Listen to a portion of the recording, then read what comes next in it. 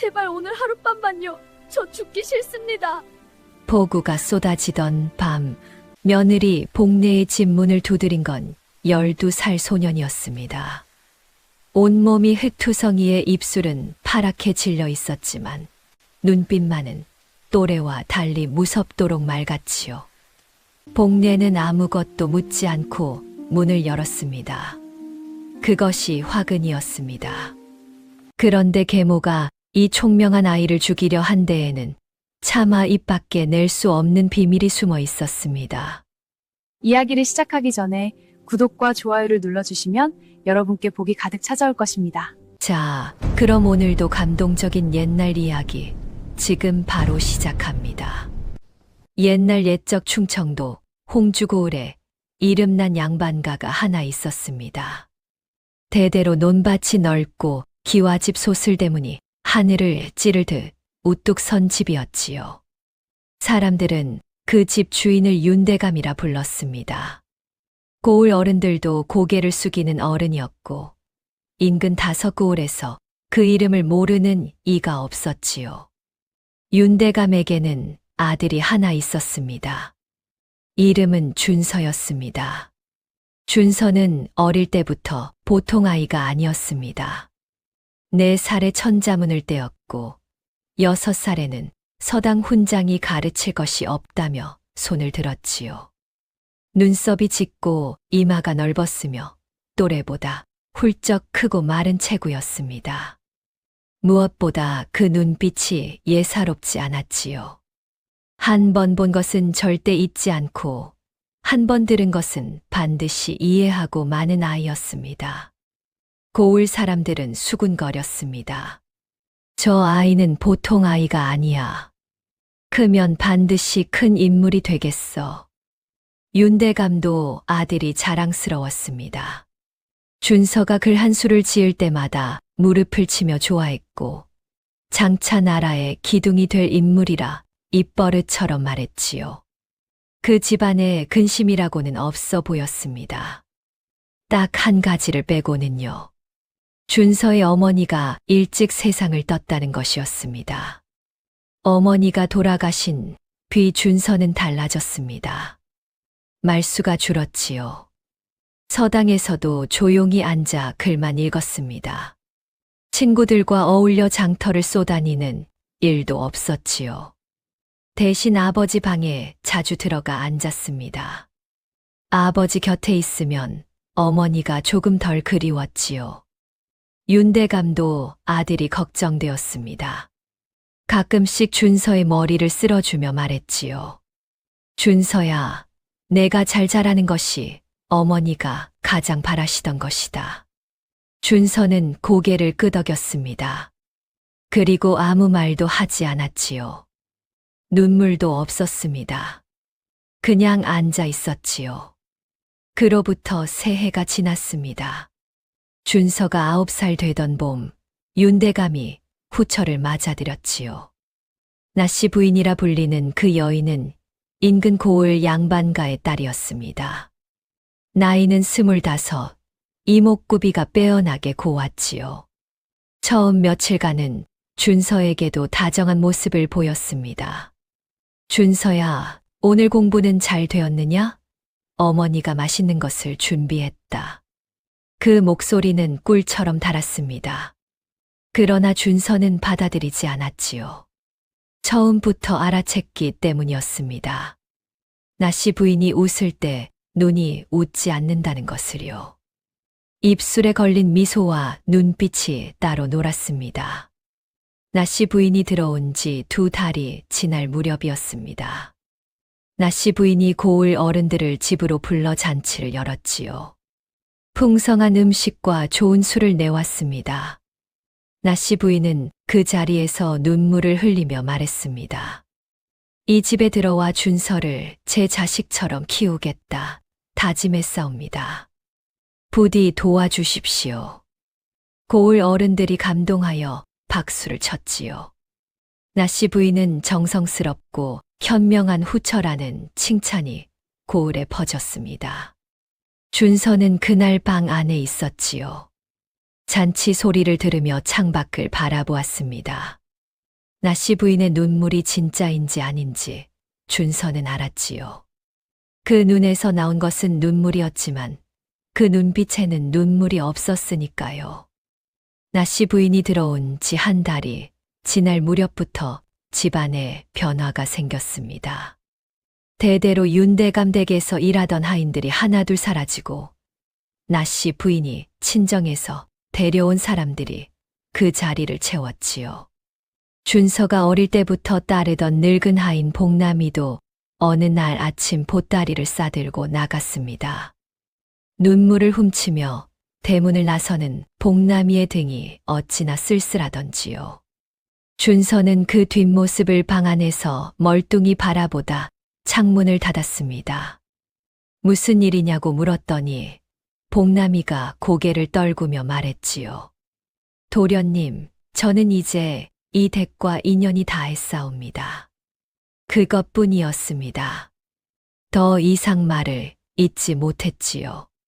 준서는 억지로 더 묻지 않았습니다. 대신 그것을 가슴속에 조용히 담아두었지요. 나씨 부인이 들어온 뒤 달라진 것들을 하나하나 기억해 두었습니다. 그리고 또 한 가지 변화가 있었습니다. 윤대감의 안색이 달라지기 시작했습니다. 나씨 부인은 매일 저녁 손수 보약을 다려드렸습니다. 그런데 이상했지요. 보약을 꼬박꼬박 드시는 윤대감이 날이 갈수록 기운이 빠지고 안색이 누렇게 떠갔습니다. 가끔은 말귀를 제대로 알아듣지 못하는 날도 생겼지요.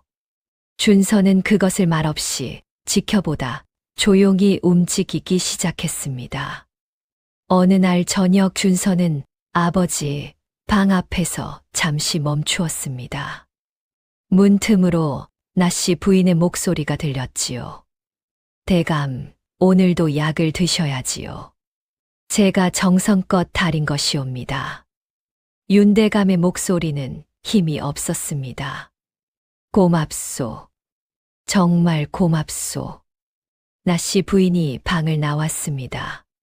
준서와 눈이 마주쳤지요. 나씨 부인이 미소를 지었습니다.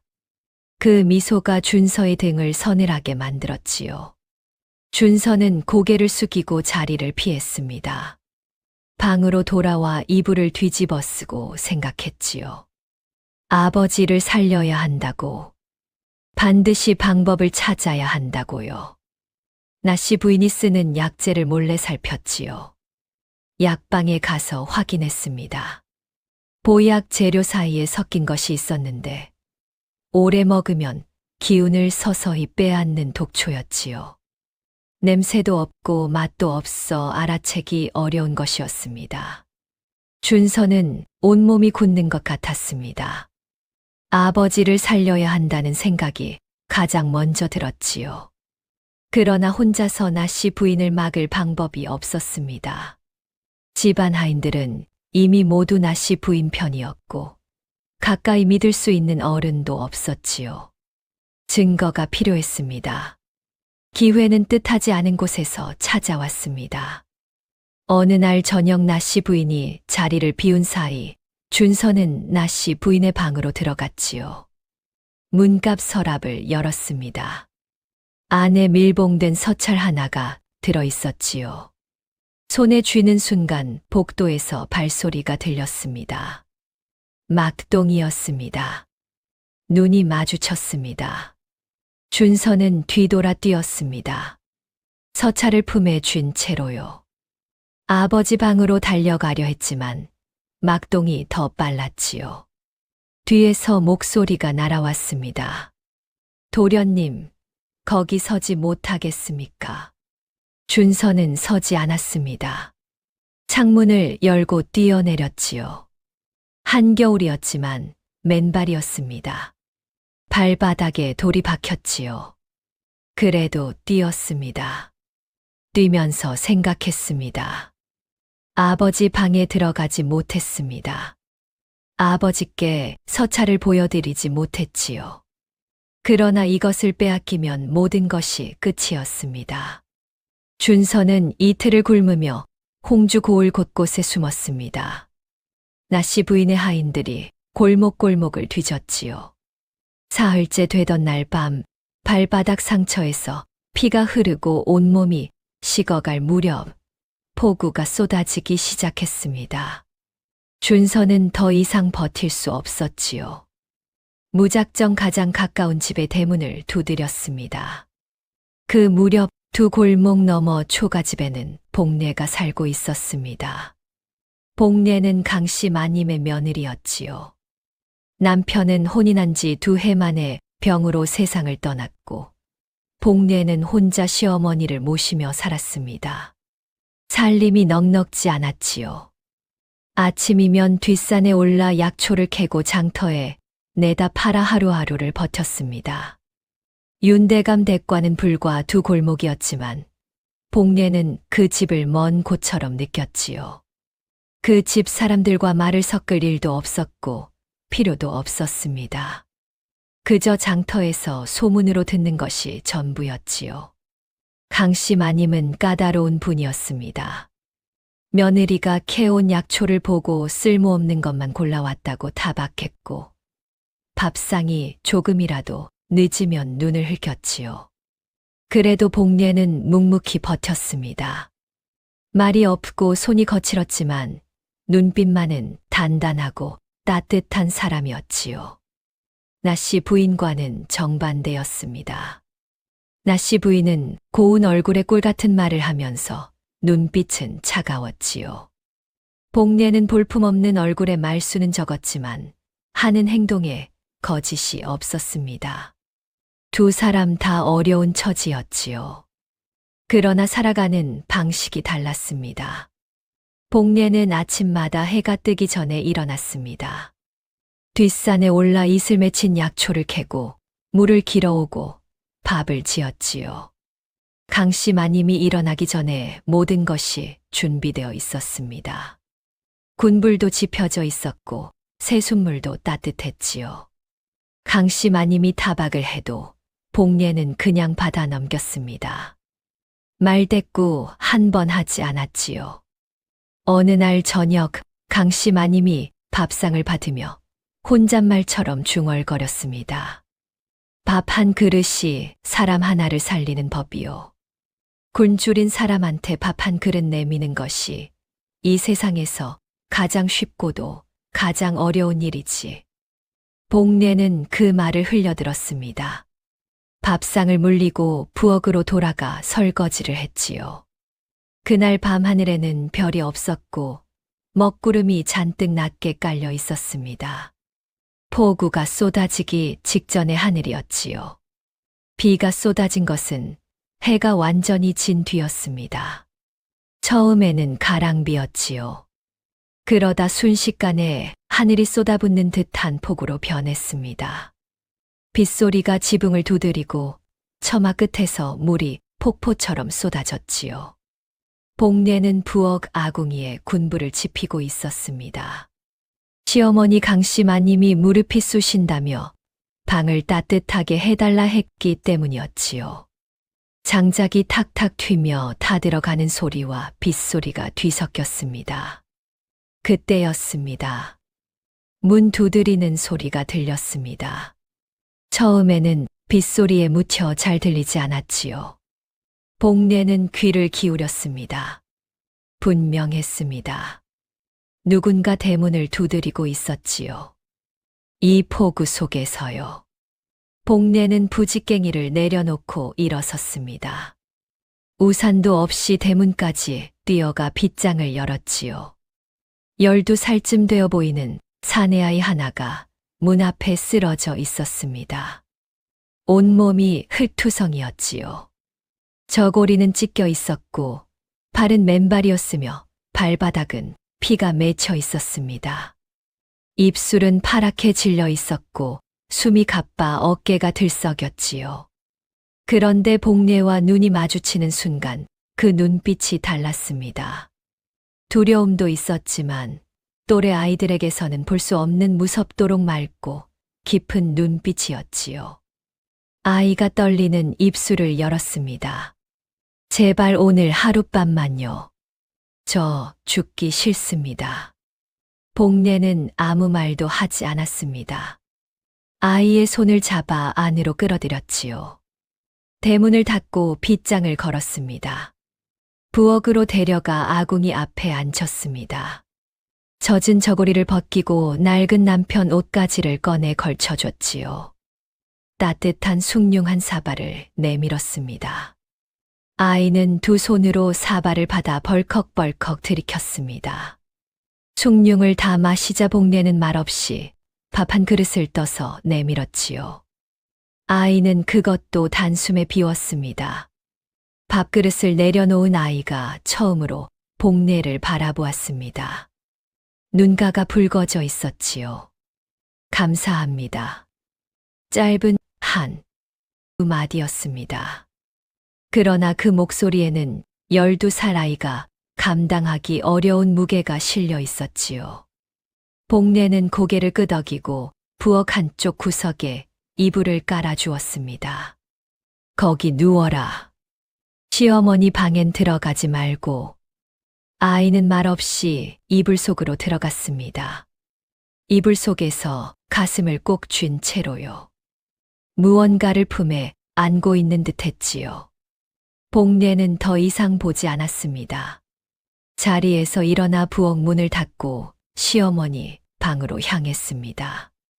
방에 들어가 사실대로 말했습니다. 비를 맞고 쓰러진 아이를 하룻밤 재워도 되겠냐고요. 강씨 마님이 한동안 며느리를 바라보다가 이불을 여미며 돌아누웠지요. 하룻밤이야 어쩌겠느냐. 허나 날이 밝으면 보내거라. 복례는 부엌으로 돌아왔습니다. 아이는 이미 깊이 잠들어 있었지요. 숨소리가 고르고 깊었습니다. 이불 밖으로 나온 손에 무언가가 쥐어져 있었지요. 밀봉된 서찰이었습니다. 아이가 잠에서도 놓지 않고 꼭 쥔 것이었지요. 복례는 그것을 보았습니다. 그리고 보지 못한 척 눈을 돌렸지요. 꺼져가는 불씨에 장작을 하나 더 얹었습니다. 빗소리는 밤새 그치지 않았지요. 그날 밤 윤대감 댁에서는 또 다른 일이 벌어지고 있었습니다. 나씨 부인이 막동을 불러들인 것은 자정이 넘어서였지요. 촛불 하나만 켜진 방 안에서 나씨 부인의 목소리가 낮게 깔렸습니다. 준서가 서찰을 들고 도망쳤다. 반드시 찾아야 한다. 찾지 못하면 어찌 되는 것이옵니까? 나씨 부인이 잠시 침묵했습니다. 그리고 말했지요. 그 서찰 안에 뭐가 적혀 있는지 내가 알 것이야. 알면서도 묻느냐? 막동이 고개를 숙였습니다. 그 아이를 없애면 되지 않겠사옵니까? 나씨 부인이 막동을 바라보았습니다. 눈빛이 촛불 빛에 일렁였지요. 서찰을 먼저 찾아라.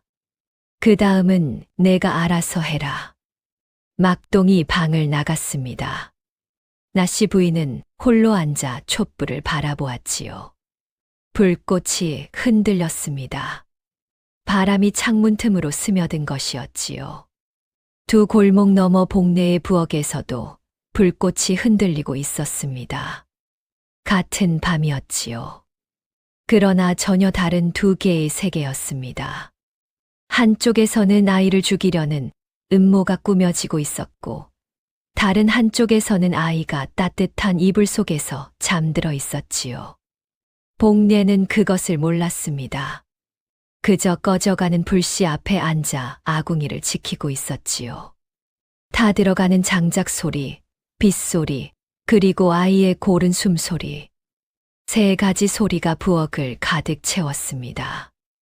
복례는 한 번 더 아이를 바라보았습니다.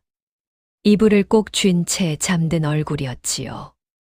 굶어 앙상해진 볼이었지만 잠든 얼굴은 12살 아이의 얼굴이었습니다. 복례는 이불 끝을 살짝 더 당겨 덮어주고 자리에서 일어났지요. 빗소리는 밤새 그치지 않았습니다. 복례가 눈을 뜨니 아이가 자던 자리가 비어 있었습니다. 이불은 가지런히 개어져 있었고 남편의 저고리도 곱게 접혀 그 위에 올려져 있었지요. 그런데 한 가지가 눈에 걸렸습니다. 접힌 이불 위에 서찰이 놓여 있었습니다. 어젯밤 아이가 손에 쥐고 자던 바로 그것이었지요. 복례는 그것을 집어들었습니다. 열어보지 않았습니다. 누군가에게 전할 것이라면 손대면 안 된다는 것을 알았기 때문이었지요. 복례는 서찰을 치마 안쪽 깊은 곳에 찔러 넣고 바느질로 꿰맸습니다. 겉에서는 아무것도 알아볼 수 없게 되었지요. 아이는 돌아오지 않았습니다. 며칠이 지나는 동안 장터에서 소문이 들려왔습니다. 윤대감이 돌아가셨다는 것이었지요. 그리고 윤대감 댁 아들 준서가 아버지 임종도 지키지 않고 도망쳤다는 소문이 뒤따랐습니다. 나씨 부인이 퍼뜨린 소문이었지요. 고을 사람들은 저런 불효자가 어디 있느냐며 혀를 찼습니다. 복례는 그 소문을 장터에서 조용히 들었습니다. 치마 안쪽을 손으로 꾹 눌렀지요. 서찰이 거기 있었습니다. 그 아이가 목숨을 걸고 지키려 한 것이라는 것을 복례는 알았습니다. 그로부터 얼마 지나지 않아 윤대감 댁의 변화가 고을 사람들 눈에도 보이기 시작했습니다. 소슬대문 위에 새 현판이 걸렸지요. 나씨 부인 친정 쪽 성씨였습니다. 기와집 안에서는 생전 보지 못하던 사람들이 드나들었고 논밭 경계에는 새 말뚝이 박혔지요. 장터 상인들이 수군거렸습니다. 윤대감 댁이 완전히 나씨 집안이 됐구먼. 그러게 말이야. 아들은 어디 갔다고. 불효자라더니 아예 사라졌나 봐. 복례는 그 말들을 장바구니를 들고 지나치며 들었습니다. 아무 말도 하지 않았지요. 장터 한 귀퉁이에서 약초를 팔며 그 소문들을 흘려보냈습니다. 다만 집으로 돌아오는 길에 발걸음이 느려졌지요. 생각이 많아지면 발이 무거워지는 것이었습니다. 그 아이는 어디 있을까? 살아있기는 한 걸까? 나씨 부인은 상이 끝나자마자 움직였습니다. 윤대감이 남긴 논문서, 반문서, 기와집 소유권을 하나씩 자신의 이름으로 바꿨지요. 준서가 없으니 이 일을 제기할 사람이 없었습니다. 고을 사람들은 수군거렸습니다. 준서 도련님은 어디 갔대? 도망쳤다지. 아버지 임종도 못 지킨 불효자라고 하더라. 참, 그 총명한 아이가 어찌 그런 짓을 했을꼬. 나씨 부인은 그 소문이 퍼지도록 내버려 두었습니다. 오히려 더 퍼지길 바랐지요. 준서가 불효자로 낙인 찍히면 나중에 돌아와 재산을 주장해도 아무도 편을 들지 않을 테니까요. 나씨 부인은 영리했습니다. 단순히 재산을 빼앗는 데서 그치지 않고 준서의 이름을 더럽혀 두었지요. 그러나 나씨 부인에게는 한 가지 걸리는 것이 있었지요. 서찰이었습니다. 준서가 들고 도망친 그 서찰이요. 나씨 부인은 그 안에 무엇이 적혀 있는지 알고 있었습니다. 윤대감이 마지막 기력을 짜내 적은 것이었지요. 재산 소유권은 물론이고 보약의 독초를 타 자신을 병들게 했다는 사실까지요. 그 서찰이 관아에 들어가면 모든 것이 끝이었습니다. 막동이 매일 보고를 올렸습니다. 아직 준서 도련님의 행방을 찾지 못했사옵니다. 나씨 부인의 눈꼬리가 차갑게 내려앉았습니다. 계속 뒤져라. 그리고 그날 밤 근방에서 수상한 것을 본 자가 없는지도 알아봐라. 막동이 움직였지요. 며칠 뒤 막동의 귀에 이상한 말이 들어왔습니다. 폭우가 쏟아지던 그날 밤 골목 어기 초가집 부엌에서 불빛이 켜져 있었다는 것이었지요. 두 골목 떨어진 강씨 마님 댁이라 했습니다. 막동이 복례의 집을 찾아온 것은 그로부터 사흘 뒤 이른 아침이었습니다. 윤대감 댁에서 나왔소. 며칠 전 포구 치던 밤, 이 집에 아이 하나 들어온 것 있소. 복례가 막동을 바라보았습니다. 눈빛이 날카롭고 목소리가 차가운 사내였지요. 모르는 일이요. 막동의 눈이 가늘어졌습니다. 인근에서 목격했다는 사람이 있소. 솔직히 말하는 것이 좋을 것이요. 복례는 표정 하나 바꾸지 않고 말했지요. 모르는 일이라 했소. 막동의 눈이 복례의 얼굴을 훑었습니다. 표정 변화를 읽으려는 것이었지요. 그러나 복례의 얼굴에는 아무것도 없었습니다. 두려움도 없었고 당혹감도 없었지요. 그냥 담담한 얼굴이었습니다. 막동은 그 얼굴에서 실마리를 찾지 못했지요. 막동은 한참 복례를 내려다보다가 발길을 돌렸습니다. 복례는 대문을 닫았습니다. 손이 떨렸지요. 품속에 있었습니다. 그 손을 꽉 쥐었습니다. 막동이 빈손으로 돌아갔지만 나씨 부인에게 보고했습니다. 부인, 그 초가집 며느리가 수상합니다. 모른다 하는데 눈빛이 흔들리지 않았습니다. 아는 자의 눈빛이옵니다. 나씨 부인이 잠시 생각했습니다. 그리고 말했지요. 서찰이 거기 있을 수도 있다. 관아에 구할 준비를 해두거라. 열흘이 지난 어느 새벽이었습니다. 닭이 울기도 전에 대문을 발로 차는 소리가 났지요. 문 열어라. 관아에서 나왔다. 복례는 몸을 일으켰습니다. 마당으로 나가 빗장을 열자 사내 셋이 들이닥쳤지요. 앞장선 자는 막동이었고 뒤에는 포졸 차림의 사내 둘이 서 있었습니다. 이 여인을 잡아라. 포졸들이 복례의 팔을 붙잡았습니다. 무슨 일이요? 복례가 소리쳤지만 막동이 말했습니다. 윤대감 댁 도련님을 빼돌리고 물건을 훔친 죄로 고발되었소. 방문이 열리고 강씨 마님이 마당으로 나왔습니다. 이게 무슨 짓이냐? 새벽에 남의 집에 들이닥쳐 며느리를 잡아간다는 것이 말이 되느냐? 막동이 고개를 숙였습니다. 그러나 눈빛은 차가웠지요. 마님, 관아의 명의옵니다. 마님께서도 두둔하시면 함께 조사를 받으셔야 할 수도 있사옵니다. 강씨 마님의 입이 다물렸습니다. 몸이 떨렸지요. 복례가 시어머니를 바라보았습니다. 어머니, 괜찮사옵니다.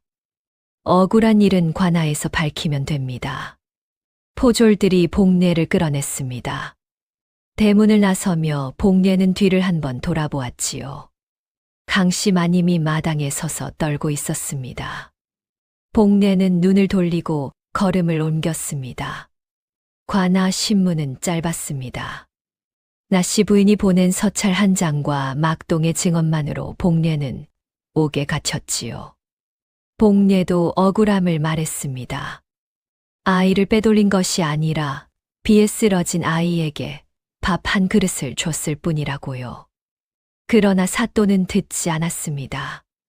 나씨 부인이 고을에서 얼마나 뿌리를 내린 집안인지 모르는 사또가 아니었지요. 빽도 없고 재산도 없는 과부 며느리의 말을 들어줄 이유가 없었습니다. 복례는 판결을 듣는 동안 사또의 얼굴을 바라보았습니다. 눈을 피하는 사또의 얼굴이었지요. 억울하다는 것을 알면서도 모른 척하는 얼굴이었습니다. 복례는 아무 말도 하지 않았지요. 소용없다는 것을 알았으니까요. 옥에 갇히는 날 밤, 복례는 바닥에 앉아 무릎을 끌어안았습니다. 손이 떨렸지요. 그러나 눈물은 나오지 않았습니다. 원래 눈물이 없는 사람이었지요. 울기보다 버티는 사람이었습니다. 손을 품으로 가져갔습니다. 서찰이 거기 있었지요. 수색할 때도 찾지 못한 것이었습니다. 꿰매 숨긴 자리를 모르면 알 수 없었지요. 복례는 생각했습니다. 그 아이는 살아있을까? 살아있다면 돌아올까? 모를 일이었습니다. 그러나 기다리기로 했지요. 서차를 지키기로 했습니다. 그 아이가 돌아올 때까지요. 그것이 복례가 할 수 있는 전부였습니다. 한편 준서는 살아있었습니다. 복례의 집을 나온 새벽, 준서는 빗속을 뚫고 홍주 고을을 빠져나갔지요. 발바닥이 아팠지만 멈추지 않았습니다. 서차를 복례에게 맡기고 떠난 것이었지요. 막동이 뒤를 쫓더라도 여인의 치마 속까지 뒤지지는 않을 것이라 판단했습니다. 이웃 고을로 넘어가고 또 다음 고을로 넘어갔습니다. 이름을 바꿨지요. 끼니는 남의 집 일을 해주고 얻어먹었습니다. 총명한 아이였기에 어디를 가나 금세 인정을 받았지요. 글을 모르는 집에서는 편지를 써주고 셈을 못하는 상인 곁에서는 장부를 정리했습니다. 그러나 마음속에서는 한 가지가 계속 타올랐지요. 복례를 돌아봐야 한다는 것이었습니다. 서차를 맡기고 떠난 그 며느리를요. 살아남아서 반드시 돌아가야 한다는 것을요. 그러나 지금 돌아가면 막동의 손에 잡혀 죽는다는 것도 알았습니다. 준서는 이를 악물었습니다. 힘이 있어야 한다고, 법을 아는 자리에 올라야 한다고, 억울한 복례를 구해낼 수 있는 자리예요. 그날부터 준서는 이름을 숨기고 신분을 감추고 고을에서 고을로 떠돌며 공부했습니다. 낮에는 일하고 밤에는 책을 읽었지요. 잠은 줄여도 공부는 줄이지 않았습니다. 첫 해에는 어느 약방 노인 밑에서 심부름을 했지요. 노인이 어느 날 약재를 내밀며 물었습니다. 이것이 무슨 약재인지 아느냐? 준서가 살펴보았습니다. 삽주 뿌리이옵니다. 위장을 따뜻하게 하는 데 쓰이지요. 그런데 채취 시기가 조금 늦어서 약효가 약할 수 있사옵니다. 노인의 눈이 커졌습니다. 그 뒤로 노인은 준서에게 밥을 넉넉히 주고 책도 빌려주었지요. 의서, 역사서, 법전. 닥치는 대로 읽었습니다. 그 고을에서 반년을 보내고 또 다른 고을로 떠났지요. 그런데 어느 날 저녁 노인이 준서를 불렀습니다. 손에 작은 단지를 들고 있었지요. 뚜껑을 열자 희끗한 뿌리가 들어 있었습니다. 냄새는 거의 없었지요. 이것이 무엇인지 아느냐? 준서가 몸을 숙여 들여다보았습니다. 기억이 스쳤지요. 낮시 부인 방문갑에서 보았던 것이었습니다. 그때는 이름을 몰랐지요. 모르겠사옵니다. 여로라고 한다. 산에서 자라는 풀이지. 적은 양은 약으로 쓰이지만 오래 먹으면 기운을 빼앗는다. 냄새도 없고 맛도 없어서 다른 약재에 섞어도 알아채기 어렵지. 준서는 그 자리에서 굳었습니다. 냄새도 없고 맛도 없어서 다른 약재에 섞어도 알아채기 어렵지. 아버지가 보약을 드실수록 기운이 빠지시던 것이 떠올랐습니다. 나씨 부인이 손수 다려드리던 그 약이요. 어떤 것인지 몰랐을 때는 막연히 이상하다 싶었지요. 그러나 이제는 알았습니다. 이름을 알았지요. 노인이 단지 뚜껑을 닫으며 말했습니다. 왜 그런 얼굴이냐? 준서는 잠시 있다가 말했습니다. 이것을 오래 먹은 사람은 어떻게 됩니까? 노인이 준서를 바라보았습니다.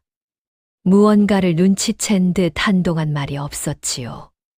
그리고 천천히 입을 열었습니다. 해독제가 있다. 그러나 이미 오래 드셨다면 몸이 회복되기 어렵지. 아직 초기라면 끊는 것만으로도 충분하고. 준서의 눈이 뜨거워졌습니다. 눈을 가늘게 떠서 감추었지요. 아버지는 이미 오래 드셨을 것이었습니다. 몸이 회복되기 어려웠겠지요. 그 방 안에서 준서는 처음으로 눈물이 날 것 같았습니다. 그러나 흘리지 않았지요. 대신 두 눈을 뜨고 단지를 바라보았습니다. 이것의 이름을 알았다는 것이 중요했습니다. 언젠가 나씨 부인 앞에서 반드시 이 이름을 댈 수 있어야 했지요. 준서는 노인에게 말했습니다. 여로를 쓴 자를 어떻게 밝혀낼 수 있겠사옵니까? 노인이 고개를 들었습니다. 잠시 준서를 바라보다가 낮게 말했지요. 약재를 구한 흔적이 있다. 약방 기록에는 남는다. 그리고 피해를 입은 사람의 몸에 흔적이 남지. 손톱 아래가 푸르스름해지고 혀에 반점이 생기는 것이야. 준서는 그 말을 하나도 놓치지 않고 가슴에 새겼습니다. 이것이 언젠가 증거가 될 것이었지요. 아버지의 서찰이 있었습니다. 아버지 친필로 적은 것이었지요. 그것에 이 정보가 더해진다면 더욱 힘이 될 것이었습니다. 그날 밤 준서는 오래 잠을 이루지 못했습니다. 여로. 그 이름 세 글자가 머릿속을 맴돌았지요. 두 번째 고을에서는 장터 상인의 장부를 정리해 주었습니다. 셈이 빠르고 글씨가 또렷하다며 상인이 좋아했지요.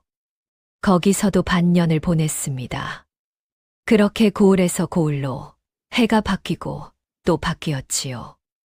그러나 마음속에서는 언제나 홍주였습니다. 복례가 있는 곳이었지요. 전라도 어느 고을 서당 훈장 노인이 어느 날 저녁 준서를 불렀습니다. 필서를 대신 써주며 숙식을 해결하던 때였지요. 아이야, 내 글을 보니 보통이 아니구나. 스승이 있었겠지.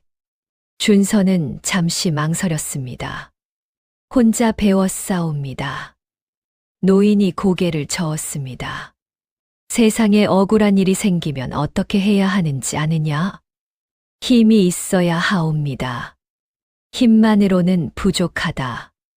법을 알아야 하지. 억울한 백성의 말을 들어줄 수 있는 자리에 올라야 하느니라. 준서는 그 말을 가슴에 새겼습니다. 그날 밤 잠을 이루지 못하고 천장을 바라보았지요. 복례의 얼굴이 떠올랐습니다. 아무것도 묻지 않고 문을 열어준 그 눈빛이요. 반드시 과거에 급제해야 한다고 마음을 다잡았지요. 그날부터 준서는 더 혹독하게 스스로를 몰았습니다. 낮에는 서책방에서 일하고 밤에는 등잔 밑에서 책을 읽었지요. 눈이 충혈되고 손이 굳어도 붓을 놓지 않았습니다. 먹는 것은 줄였지만 기름은 줄이지 않았지요. 불이 꺼지면 공부도 끝나는 것이었으니까요. 때로는 손이 뻣뻣해져 붓을 쥐기 어려운 날도 있었습니다. 그럴 때마다 준서는 눈을 감고 홍주 고을 그날 밤을 떠올렸지요. 빗속에 쓰러졌던 자신을 아무것도 묻지 않고 들여보내준 그 대문을요. 그리고 부엌 아궁이 앞 따뜻함을요. 그 기억이 손을 다시 움직이게 했습니다. 복례가 10년을 버텼다면 자신도 버텨야 했지요. 복례가 옥에서 버티는 동안 준서도 버텼습니다. 서로 다른 곳에서요. 옥에서의 첫 해는 버티기만 했습니다. 두 번째 해부터 복례는 옥 안에서도 할 일을 찾았지요. 같이 갇힌 이들의 상처를 약초 지식으로 돌봐주었습니다. 뒷산에서 약초를 캐며 익혔던 것이 거기서 쓰인 것이었지요. 옥졸들도 복례를 함부로 대하지 않았습니다. 조용하고 단단한 사람이었기 때문이지요. 어느 날 같이 갇힌 노인 하나가 복례에게 물었습니다. 오랜 세월 고을에서 억울하게 지낸 분이었지요. 당신은 왜 저항하지 않소? 억울하지 않소? 복례가 잠시 노인을 바라보다 말했습니다. 억울하지요. 그러나 저항할 힘이 없소. 그러니 버티는 것이요. 노인이 고개를 끄덕였습니다. 버티는 것도 싸우는 것이지. 쓰러지지 않는 것이 이기는 것이야. 복례는 그 말을 흘려듣지 않았습니다. 마음속에 단단히 새겨두었지요. 강씨 마님은 며느리가 잡혀간 뒤 집을 팔고 친정으로 내려갔다는 소문이 들려왔습니다. 복례는 눈을 감았지요. 시어머니가 혼자 버티기 어려우셨겠지 생각했습니다. 섭섭한 마음이 없다면 거짓말이었지요. 그러나 탓하지 않았습니다. 그냥 버텼습니다. 해가 바뀔 때마다 바느질 자리를 손으로 더듬어 확인했지요. 실이 낡으면 다시 꿰맸습니다. 서찰이 거기 있다는 것을 확인하는 것이었지요. 그리고 생각했습니다. 그 아이는 살아있을까? 살아있어야 할 텐데 하고요. 그것이 복례가 버틸 수 있었던 이유였습니다. 억울하다는 감정만으로는 10년을 버티기 어렵지요. 그 아이가 반드시 돌아올 것이라는 믿음이 있었기 때문이었습니다. 근거 없는 믿음이었지요. 그러나 복례는 그 믿음을 놓지 않았습니다. 3년이 지났습니다. 5년이 지났습니다. 7년이 지났습니다. 해가 바뀔수록 복례의 얼굴에는 세월이 쌓였습니다. 그러나 눈빛은 변하지 않았지요. 단단하고 따뜻한 눈빛이요. 옥졸들 사이에서 복례는 묵묵한 사람으로 통했습니다. 불평도 없고 소란도 없었지요. 그냥 버티는 사람이었습니다. 그러던 어느 가을, 옥졸 하나가 복례에게 슬쩍 귀띔을 했지요. 이번에 암행어사가 충청도 쪽으로 내려온다는 소문이 있소. 복례는 아무 반응도 보이지 않았습니다. 그러나 그날 밤 눈을 오래 뜨고 있었지요. 암행어사라는 말이 귀에서 맴돌았습니다. 그리고 그 총명한 눈빛에 아이가 떠올랐지요. 설마 하는 생각이 들었다가 사라졌습니다. 그러나 손은 어느새 바느질 자리를 더듬고 있었지요. 기다리면 된다고 생각했습니다. 지금껏 버텨왔으니 조금 더 버티면 된다고요. 세월이 흘렀습니다. 준서가 22살이 되던 해에 과거에 급제했습니다. 장원이었지요. 임금 앞에 불려간 자리에서 준서는 망설이지 않았습니다. 암행어사로 충청도 홍주고을에 내려가고 싶사옵니다. 이유가 있느냐? 오래된 억울한 일이 있사옵니다. 반드시 바로잡아야 하옵니다. 임금이 한동안 바라보다 고개를 끄덕였습니다. 마패를 내렸지요. 준서는 마패를 품에 넣고 평범한 선비 차림으로 홍주고을에 들어섰습니다. 이름은 바꾸었지요. 유민이라 했습니다. 장터에 들어서는 순간 10년 전 도망치던 그 골목이 눈에 들어왔지요. 발이 잠깐 멈추었습니다. 그날 밤이 떠올랐지요. 맨발로 빗속을 뛰던 것이, 발바닥에 피가 맺히던 것이, 그리고 그 집 대문이 열리던 것이요.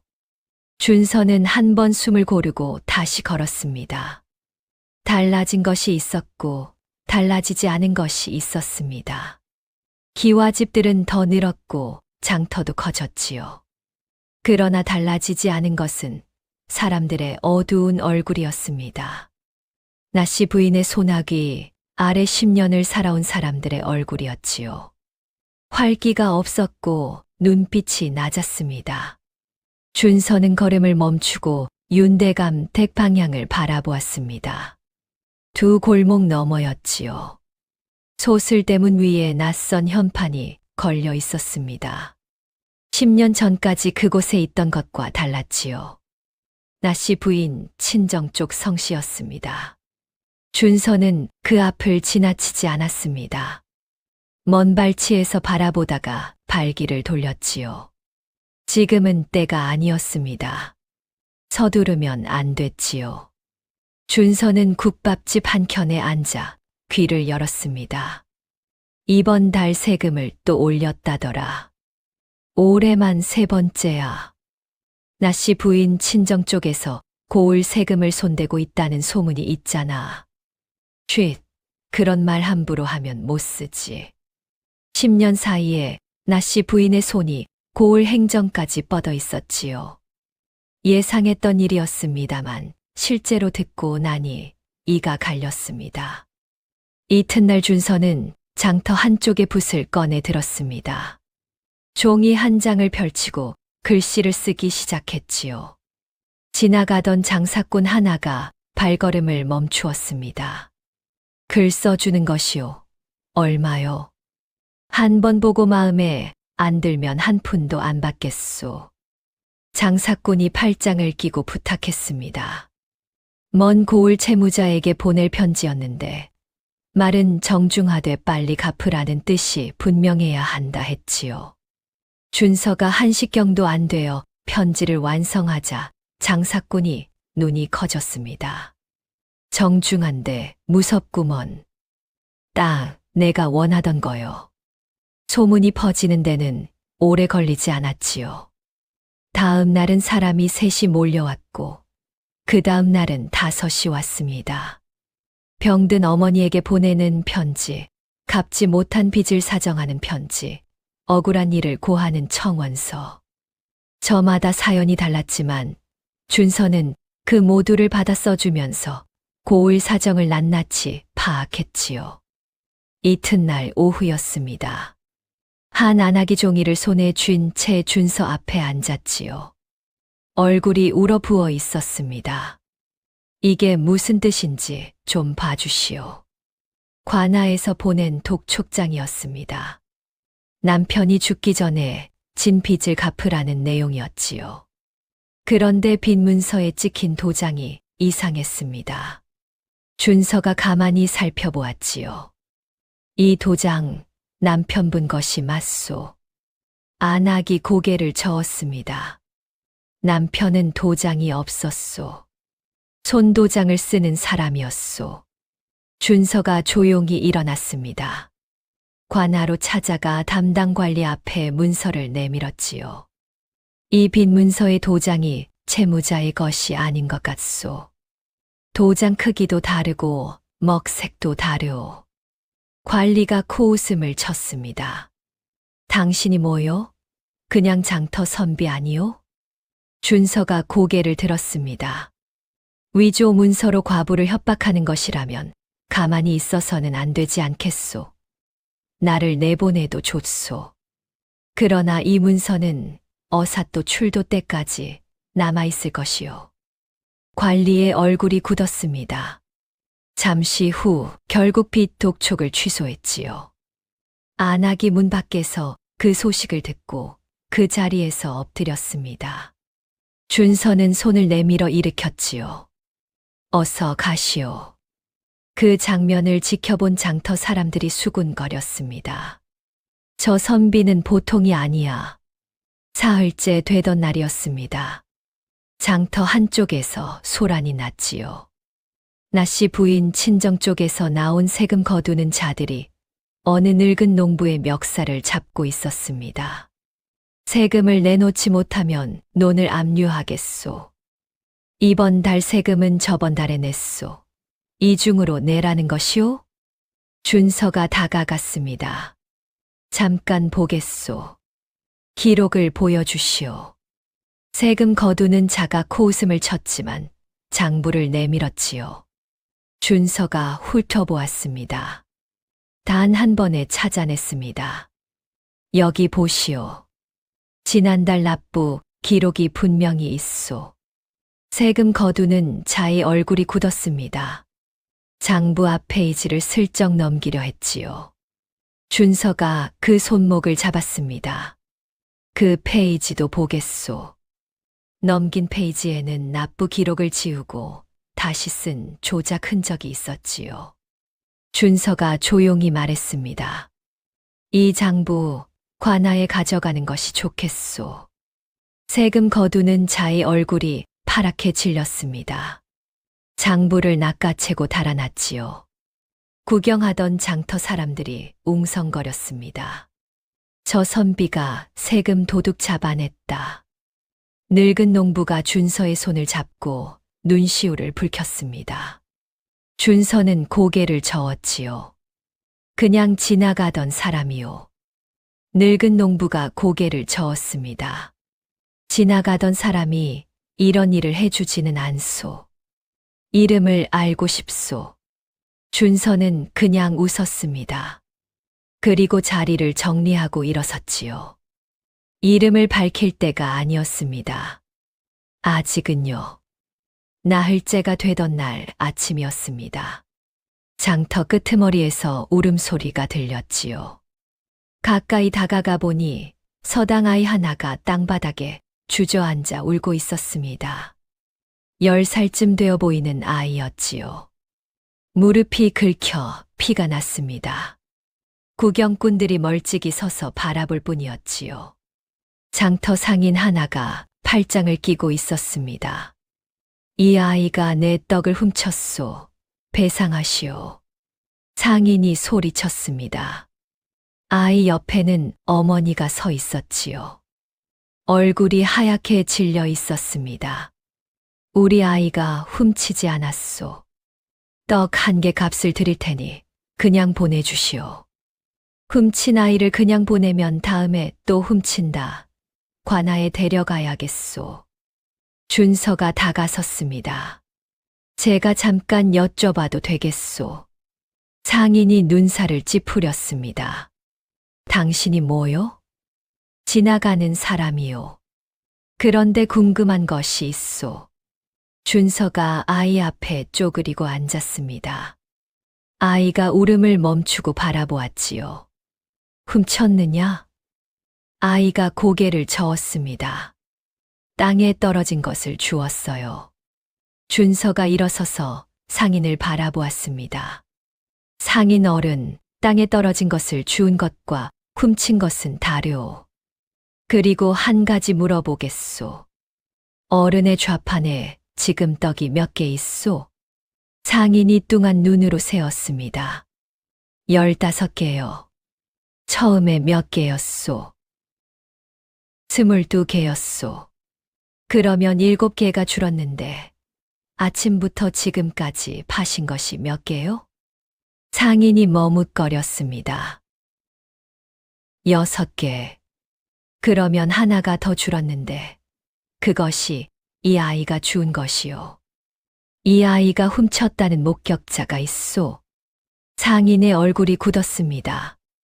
구경꾼들이 웅성거렸지요.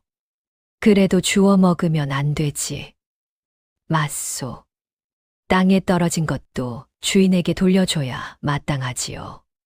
그런데 이 아이를 관아에 데려가려면 훔쳤다는 증인이 있어야 하오. 목격자가 있소. 구경꾼들이 조용해졌습니다. 목격자가 없었지요. 상인의 기세가 꺾였습니다. 아이의 어머니가 준서에게 허리를 굽혔습니다. 감사합니다.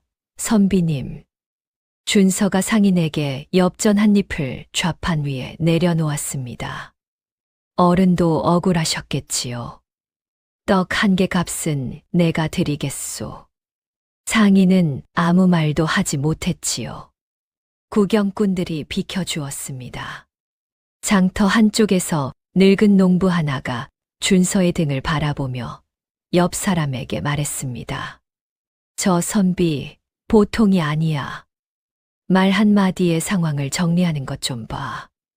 어디서 온 사람이래? 모르지. 근데 여기 있어서 다행이야. 그 말이 장터에 퍼지는 데는 오래 걸리지 않았지요. 나씨 부인의 귀에 들어간 것은 그날 저녁이었습니다. 막동이 보고를 올렸지요. 부인, 장터에 수상한 선비가 사흘째 있사옵니다. 관아 기록을 들여다보고 세금 장부를 지적하더니 오늘은 장터 시비까지 끼어들어 해결했사옵니다. 사람들이 따릅니다. 나씨 부인이 천천히 찻잔을 내려놓았습니다. 얼굴을 확인했느냐? 아직 가까이 보지 못했사옵니다. 가까이 봐라. 그리고 이름을 알아내라. 막동이 고개를 숙이고 물러났습니다. 나씨 부인은 창밖을 바라보았지요. 10년 동안 이 고을을 다스려 왔습니다. 준서가 불효자라는 소문은 이미 홍주 안에 깊이 박혀 있었지요. 그 아이가 돌아온다 해도 편을 들어줄 사람은 없을 것이었습니다. 그렇게 생각했지요. 그러나 사흘 만에 장터 민심이 흔들리고 있었습니다. 나씨 부인은 그것을 알았지요. 이 선비가 누구든 빨리 처리해야 했습니다. 그날 저녁 준서는 관아 앞으로 갔습니다. 발걸음이 빨라졌지요. 10년 동안 이 순간을 기다려온 것이었습니다. 그러나 막상 옥사 앞에 서자 숨을 한번 고르었지요. 살아있을까? 서찰은 아직 거기 있을까? 준서는 두 손을 꽉 쥐었습니다. 모르는 일이었지요. 그러나 복례를 믿었습니다. 이유를 설명하기는 어려웠지요. 그냥 그 눈빛을 믿었습니다. 아무것도 묻지 않고 문을 열어준 그 눈빛을요. 옥조를 붙잡고 물었습니다. 이 고을 옥에 복례라는 여인이 갇혀 있는지 아시오? 옥졸이 잠시 망설이다 낮은 목소리로 말했습니다. 있소. 10년째 있소. 억울한 사람이요. 다들 그리 알지만 나씨 부인 눈치 때문에 아무도 나서지를 못하지. 준서는 눈을 감았습니다. 살아 있었지요. 옥 안으로 들어갔습니다. 어둡고 습한 냄새가 났지요. 발걸음이 멈추었습니다.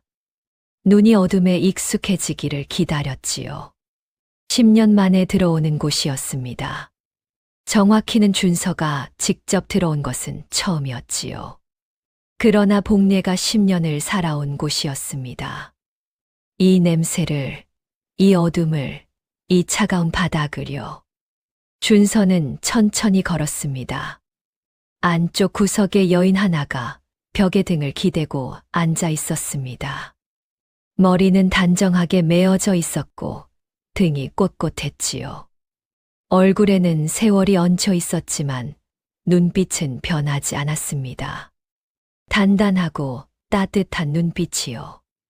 복례가 고개를 들었습니다. 낯선 선비가 자신을 바라보고 있었지요. 한동안 바라보다가 입술이 천천히 벌어졌습니다. 혹시 준서가 무릎을 꿇었습니다.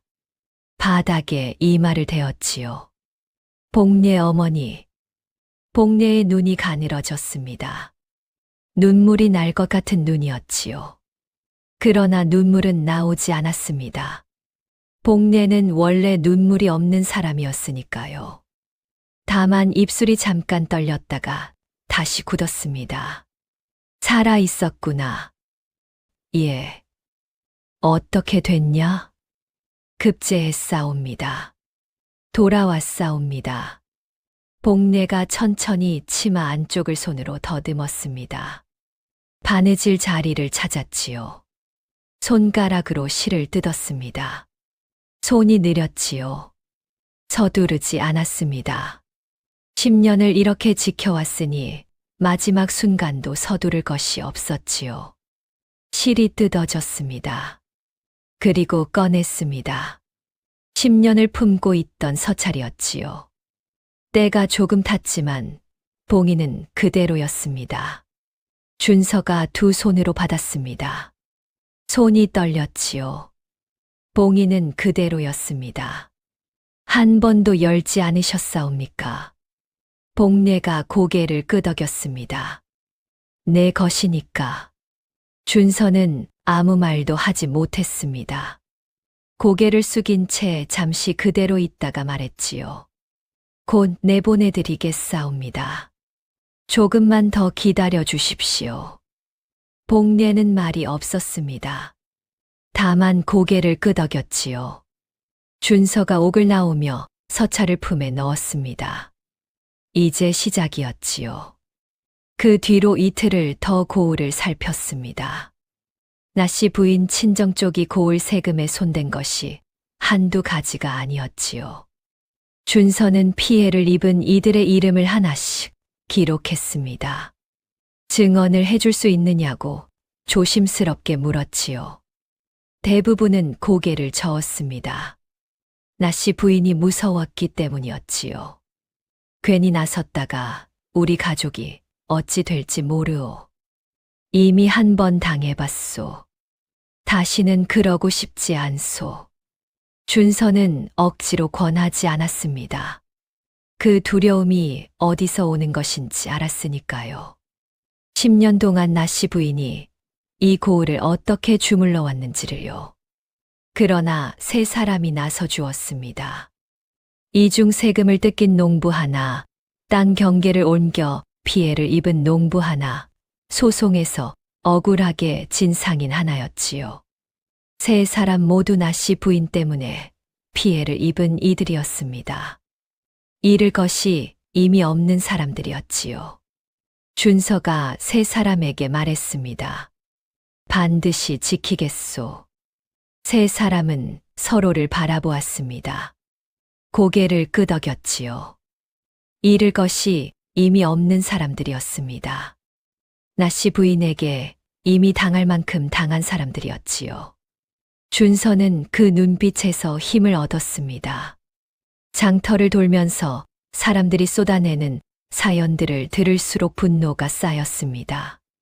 그러나 준서는 내색하지 않았지요. 조용히 받아 적고 조용히 증거를 모았습니다. 저녁 무렵이었습니다. 장터 끝자락 주막에서 나물 한 가지를 시켜놓고 앉아 있을 때였지요. 옆 자리 상인들이 낮은 목소리로 이야기를 나누고 있었습니다. 나씨 부인이 이번에는 제방 공사 돈도 손댔다더라. 그래, 그 돈이 어디로 갔대? 친정 쪽으로 넘어갔다지 뭐야. 백성들 피땀으로 쌓은 돈이 그리 새고 있으니. 준서는 밥 한 술을 떠다 입에 넣으며 조용히 들었습니다. 기억했지요. 이것도 증거가 될 수 있었습니다. 장터 상인들에게 보옷의 명목으로 돈을 뜯고 논밭 경계를 슬금슬금 옮겨 땅을 빼앗고 관아 사또와 짜고 억울한 소송을 뒤집어 놓았습니다. 증거를 하나씩 모았지요. 피해를 입은 농부 셋에게 미리 부탁해 두었고 세금 장부 사본도 확보했습니다. 그때 막동이 움직였습니다. 막동이 장터에 나타났습니다. 준서를 보는 순간 얼굴이 굳었지요. 10년이 지났지만 알아볼 수 있었습니다. 그 눈빛이었지요. 12살 때 자신에게 쫓기던 아이의 눈빛이요. 막동이 뒤돌아 뛰었습니다. 준서는 막동이 자신을 알아본 것을 이미 보았습니다. 서둘러야 했지요.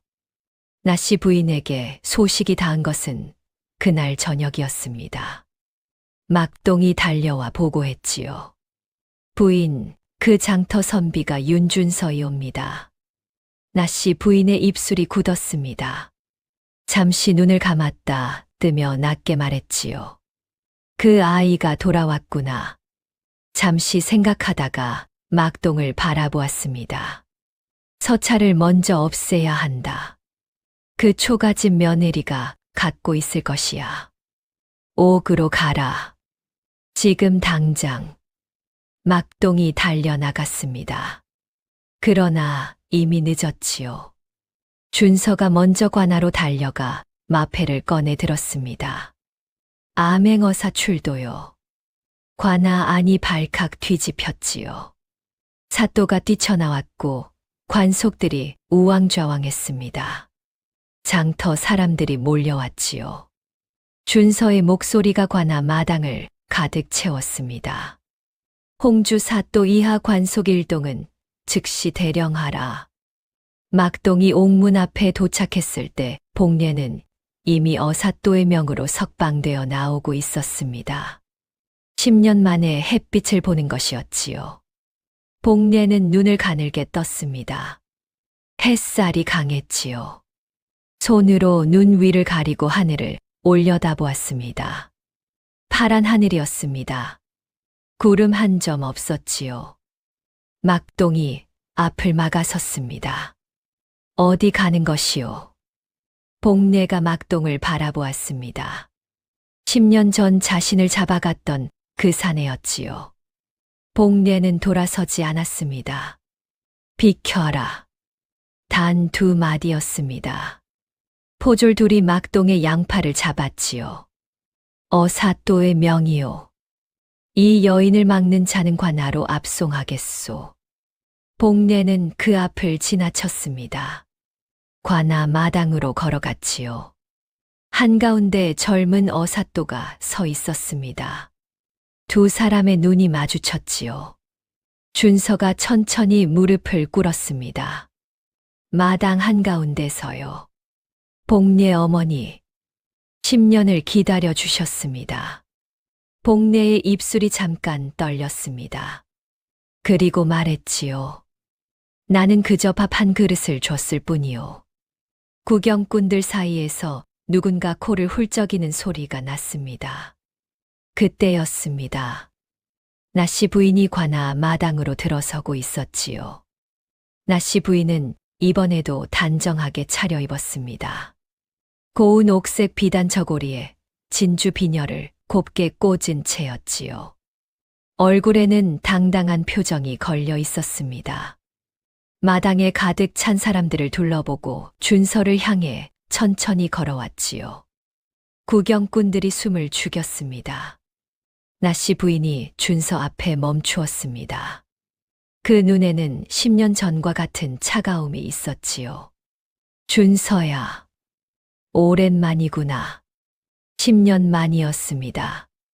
나씨 부인의 목소리는 달라지지 않았지요. 꿀처럼 달았습니다. 그러나 눈빛은 달랐지요. 10년 전에는 차갑기만 했는데 지금은 차가움 속에 두려움이 섞여 있었습니다. 준서는 그것을 보았습니다. 그리고 표정을 바꾸지 않았지요. 나씨 부인, 어사또가 되어 돌아왔다니 기특하다. 그런데 이게 무슨 소란이냐. 이 고을에 불법이 있다면 정식으로 조사를 받겠다. 다만 한 가지만 묻겠다. 증거가 있느냐? 준서가 품에서 서찰을 꺼냈습니다. 나씨 부인의 눈이 잠깐 흔들렸지요. 10년 전 아버지께서 남기신 서찰이요. 재산 소유권과 함께 나씨 부인이 독초로 아버지를 병들게 했다는 사실이 친필로 적혀 있소. 나씨 부인이 천천히 손을 내밀었습니다. 그것을 보여다오. 진위를 확인해야 하지 않겠느냐. 내일 신문 자리에서 공개하겠소. 오늘은 아니요. 나씨 부인의 눈꼬리가 내려앉았습니다. 미소가 사라졌지요. 그러나 금세 다시 올라왔습니다. 그렇다면 나도 할 말이 있다. 이 어사또가 정말 윤준서인지부터 확인해야겠다. 윤대감 아들은 10년 전 아비 임종도 지키지 않고 도망친 불효자로 알려져 있소. 그 불효자가 이제 와서 어사또라고 나타나 고을을 뒤집어 놓는다면 그 신분부터 검증해야 하지 않겠소. 마당이 술렁였습니다.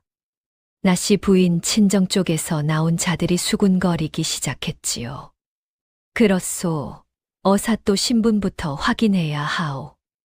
나씨 부인이 다음 패를 꺼냈습니다. 그리고 한 가지 더. 저 복례라는 여인 이미 정식 판결을 받은 죄인이요. 어사또 한마디로 풀어주는 것이 법에 맞는 것이오? 사또가 나섰습니다. 나씨 부인 편이었지요. 그렇습니다. 복례의 석방은 다시 검토되어야 하옵니다.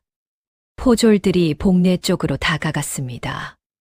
복례는 물러서지 않았지만 혼자였지요. 준서가 손을 들었습니다. 멈추어라. 그러나 사또가 눈짓을 했고 포졸들이 복내의 팔을 잡았습니다. 나씨 부인의 입꼬리가 올라갔지요. 준서야, 서찰을 내게 주어라. 그러면 복내를 다시 놓아주겠다. 준서는 복내를 바라보았습니다. 복내는 고개를 저었지요. 눈빛이 단호했습니다. 주지 마라. 그때였습니다. 막동이 품에서 문서 하나를 꺼냈지요. 어사또 이것도 보시겠소. 이 서찰이 가짜임을 증명하는 문서요. 나씨 부인의 친정 필서가 작성한 것이요. 위조 문서였습니다. 나씨 부인이 미리 준비해둔 것이었지요. 마당이 크게 술렁였습니다. 구경꾼들이 두 쪽으로 갈라지기 시작했습니다. 준서는 서찰을 더욱 단단히 쥐었습니다. 나씨 부인이 10년을 준비한 것이었지요. 서찰 하나로는 부족하다는 것을 처음부터 알고 있었던 것이었습니다. 준서는 마당 한가운데 서 있었지요. 서찰은 손에 있었지만 복례는 다시 포졸에게 끌려갔고 사또는 나씨 부인 편이었으며 위조 문서까지 나왔습니다. 복례가 포졸에게 끌려 옥쪽으로 향했습니다. 방금 전까지 10년 만에 햇빛 아래 서 있었는데 다시 어둠 속으로 들어가는 것이었지요. 끌려가면서도 뒤를 돌아보지 않았습니다. 등이 꼿꼿했지요. 구경꾼들이 술렁였습니다. 방금 전까지 눈시울을 붉히던 사람들이었지요. 그러나 나씨 부인 앞에서는 아무도 나서지 못했습니다. 그 등이 준서의 가슴을 치는 것 같았지요. 주먹을 쥐었습니다. 내일 반드시 끝내야 했습니다. 나씨 부인도 10년을 준비한 것이었습니다. 그날 밤 준서는 주막에 돌아와 오래도록 앉아 있었습니다. 촛불 하나를 켜놓고 생각했지요. 무엇이 부족했는가? 서찰의 진위를 증명할 사람이 없었습니다. 아버지와 함께 그 시절을 보낸 사람, 나씨 부인이 어떻게 집안을 바꿔나갔는지를 직접 본 사람이요. 하인들은 모두 나씨 부인이 바꿔놓았지요. 그때 한 사람이 떠올랐습니다. 강씨 마님이었습니다. 복례의 시어머니요. 두 골목 너머에 살면서 윤대감 댁 사정을 가까이에서 보셨던 분이었지요. 그리고 그날 밤 복례가 아이를 숨겨준 것을 알고 있는 분이기도 했습니다. 며느리가 잡혀간 뒤 집을 팔고 친정으로 내려갔다던 그분이요. 준서는 자리에서 일어났습니다. 밤새 수소문했지요. 날이 밝을 무렵 강씨 마님이 충청도 공주 고을 외딸 집에 계신다는 것을 알아냈습니다. 그 사이 나씨 부인도 가만히 있지 않았습니다. 관아 사또를 통해 위조 문서를 정식 기록으로 올렸지요. 서찰이 가짜라는 내용이었습니다. 그리고 준서의 신분에 의혹을 제기하는 상소문을 한양으로 보냈지요. 나씨 부인 친정 쪽에 한양의 줄을 댄 자들이 있었습니다. 막동이 주막 앞을 어슬렁거리기 시작했지요. 어사또 이제 슬슬 돌아가시는 것이 좋지 않겠소. 없는 것을 있다 하고 고을을 뒤집어 놓으면 어사또 자리도 위태롭지 않겠소. 준서는 막동을 바라보았습니다. 말하지 않았지요. 막동이 비웃으며 물러갔습니다. 서찰 하나만으로는 부족했습니다. 진위를 증언할 사람이 필요했지요. 강씨 마님이었습니다. 준서는 밤새 잠을 이루지 못했습니다. 촛불을 켜고 서찰을 꺼내 들었지요. 봉인된 채로 손바닥에 올려놓았습니다. 아버지가 마지막으로 만진 것이었지요. 힘이 없고 떨리는 손으로 적은 것이었을 겁니다. 준서는 그것을 가슴에 꼭 눌렀습니다. 반드시 열어야 할 자리가 있었습니다. 관아 마당에서, 나씨 부인 앞에서, 고을 사람들이 모인 자리에서요. 그 순간이 오기 전까지는 혼자 열어보지 않기로 했지요. 아버지의 마지막 말은 그 자리에서 처음 울려야 했습니다. 준서는 말을 달렸습니다. 강씨 마님이 문을 열었을 때 준서를 처음에는 알아보지 못했습니다. 마른 체구의 관복을 입은 젊은 어사또를 바라보다가 천천히 눈썹을 찡그렸지요. 그리고 한참을 바라보았습니다. 세월이 많이 지났지요. 12살 아이가 22살이 되었으니까요. 그러나 그 눈빛은 달라지지 않았습니다. 무섭도록 맑고 깊은 눈빛이요. 강씨 마님의 손이 떨렸습니다. 혹시 윤대감 댁 아이가 아니더냐? 예, 강씨 마님. 윤준서이옵니다. 강씨 마님의 눈이 붉어졌습니다. 목소리가 떨렸지요. 살아 있었구나.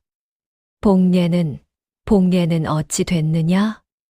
아직 옥에 있사옵니다. 나씨 부인이 방해하고 있사옵니다. 강씨 마님이 주먹을 쥐었습니다. 그 독한 것이. 준서가 무릎을 꿇었습니다. 마님, 증언해 주십시오. 그날 밤 복례가 저를 숨겨준 것이 선이었음을, 그리고 나씨 부인이 어떻게 집안을 바꿔나갔는지를요. 강씨 마님이 한동안 준서를 바라보았습니다. 눈가가 잠깐 흔들렸지요. 그리고 말했습니다.